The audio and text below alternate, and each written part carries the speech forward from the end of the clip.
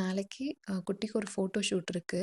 மொட்டை அடிக்கிறதுக்கு முன்னாடி ஒரு ஃபோட்டோ ஷூட் பிளான் பண்ணிடலான்னு சொல்லிட்டு, அவினாஷில இருக்க பிஆர் ஸ்டுடியோஸ்ல தான் வந்து ஷூட்டுக்கு புக் பண்ணியிருக்கோம். எனக்கு மெட்டர்னிட்டி ஷூட்டும் அங்க தான் பண்ணணும். ஸோ அவங்க ஒர்க் ரொம்ப புடிச்சனால, அங்கேயே திருப்பி குட்டிக்கும் புக் பண்ணியாச்சு.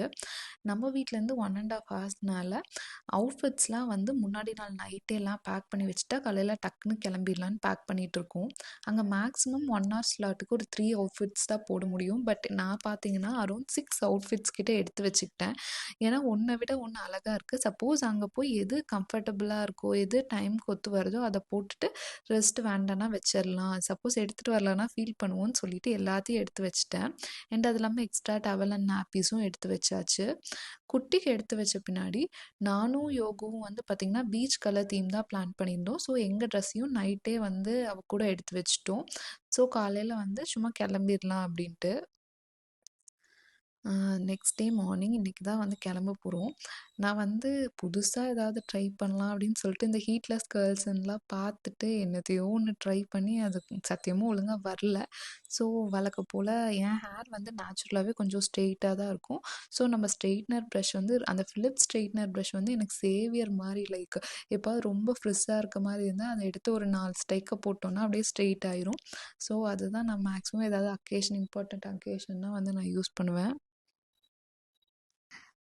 என் ஹஸ்பண்ட் வேற பக்கத்துலேயே நின்னுட்டு, ஷூட் வந்து நமக்கு கிடையாது, குட்டிக்கு தான் அப்படின்னு சொல்லி என்ன சும்மா கலாய்ச்சிட்டு இருந்தாங்க.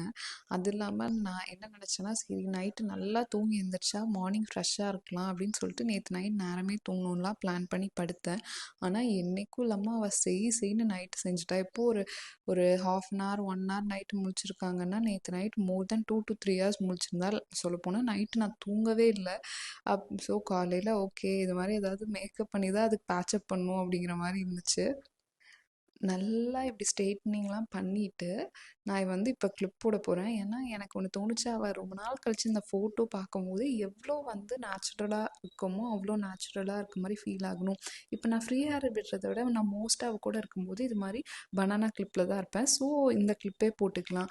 அதே மாரி வந்து நான் யூசுவலா இது மாரி ஃபோட்டோ ஷூட்னா ஃப்ரீ ஹேர் பொட்டு வைக்காம இருப்பேன். அது மாரி தான் இருப்பேன். ஸோ, இந்த டைம் எல்லாம் ஆப்போசிட்டா கண்டிப்பா பொட்டு வச்சு ட்ரை பண்ணலாம். ஈவன் சொன்னாங்க வீட்லலாம் கூட காஸ்டியூம்க்கு அது நல்லா இருக்குமான்னு தெரிலன்னு. பட் நான் வந்து இது மாதிரி பனானா கிளிப்பில் போட்டெல்லாம் வச்சுட்டு தான் வருவேன் அப்படின்னு.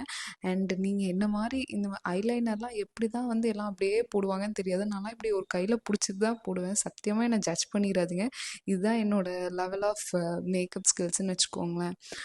ஸோ இப்போ திருப்பி என் ஹஸ்பண்ட் வந்து வழக்கம் போல் ஆரம்பிச்சிட்டாங்க. லேட் ஆகிடுச்சு, நீ தான் வந்து லேட் பண்ணிட்டுருக்க அப்படின்னு சொல்லி ரன்னிங் கமெண்ட்ரி கொடுத்துக்கிட்டே இருந்தாங்க. ஆனால் அதுக்கெல்லாம் அசருவோமா நாம்? பேசுகிறதுங்க பேசுங்க, நம்மளுக்கு வந்து ஃபோட்டோ தான் முக்கியம் அப்படின்னு சொல்லிட்டு நான் பாட்டுக்கு எனக்கு தெரிஞ்ச மேக்கப்லாம் எடுத்து அள்ளி விட்டுட்டு இருந்தேன். எனக்கும் மஸ்காராக்கும் அப்படி ஒரு ஒத்துமை. எப்போ போட்டாலும் திருப்பி வந்து எங்கேயாவது அப்பிருவேன். அப்புறம் திருப்பி வந்து ஏதாவது ரிமூவர் வச்சு ரிமூவ் பண்ணும். அன்னைக்கும் அதே தான் நடந்துச்சு. அண்ட் இதுக்கு மேலே நான் வரலன்னா வந்து என்னை விட்டுட்டே போயிடுவாங்க. அந்த லெவல் எல்லாரும் இருந்தாங்க. ஸோ எல்லாத்தையும் அந்த எக்ஸ்ட்ரா அங்கே போய் டச்சப் பண்ணுறதுக்கெல்லாம் எடுத்துகிட்டு நாப்கின்ஸும் கொஞ்சம் எடுத்துகிட்டு கிளம்பியாச்சு. என் பேக்கை பாருங்களேன். இது வந்து லிட்ரலி என் பேக்கா அவள் பேக்கான்னு தெரில. ஃபுல்லாக அவள் திங்ஸ் தான். இப்போ வந்து நாங்கள் ஸ்டுடியோ ரீச் பண்ணிட்டோம். ஸோ ஃபஸ்ட் தீம் இதுதான். நாங்கள் எல்லாருமே பீச் கலர் ட்ரெஸ் சூஸ் பண்ணியிருந்தோம் அந்த தீம்க்கு. நெக்ஸ்ட்டு வந்து செகண்ட் இந்த தீம் தான். ஃபஸ்ட்டு தீமுக்கு மட்டும்தான் நாங்கள் எல்லாருமே குட்டி கூட இருந்தோம். ரிமைனிங் எல்லாமே குட்டி மட்டும் தனியாக இருக்க மாதிரி தான் ஷூட் பண்ணோம். ஏன்னா இதில் ஃபுல்லாக அவளை கவர் பண்ணணும் அப்படிங்கிற மாதிரி தான் வந்து பிளானு. அண்டு அவள் வந்து பார்த்திங்கன்னா கொஞ்சம் கிராங்கி ஆகிட்டா. அவளுக்கு இந்த மாதிரி ட்ரெஸ் எல்லாம் போட்டு ஷூட் பண்ண பிடிக்கல.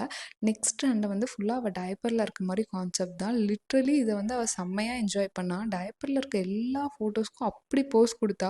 எனக்கு எப்படி இருந்ததுன்னா, கம்முன்னு எல்லா ட்ரெஸ்ஸுக்கு பதிலாக ஃபுல்லாக டயப்பர்லேயே ஷூட் பண்ணியிருக்கலாமோ அப்படிங்கிற அளவுக்கு ஃபீல் ஆச்சு.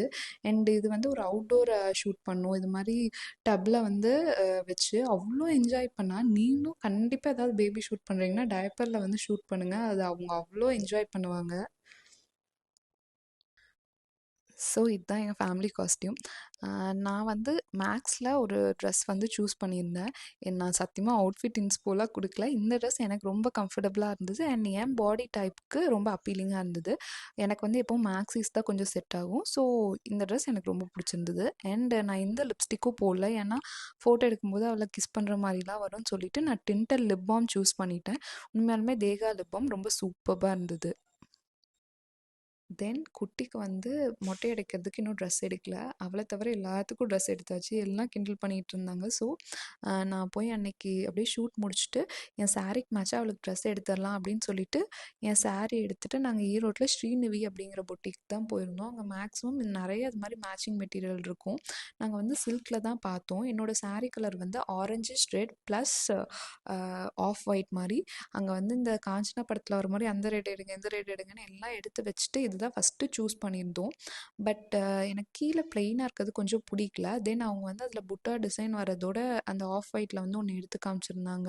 ஸோ அதை பார்த்தோன்னே பர்ஃபெக்டாக எல்லாம் பிடிச்சிருந்துச்சு. ஸோ அவளுக்கு வேணுங்கிற அளவுக்கு மெட்டீரியலும் வந்து கட் பண்ணி வாங்கிட்டு நாங்கள் கொண்டு போய் எங்கள் டெய்லர் கிட்ட திருப்பி அவள் மெஷர்மெண்ட்ஸ்லாம் கொடுத்துட்டு அன்னைக்கோட அந்த டே இது மாதிரி ஷாப்பிங் ஷூட்டிங்னு சொல்லிட்டு ஒரு மாதிரி நல்லா பேக்டாக சூப்பராக இருந்துச்சு.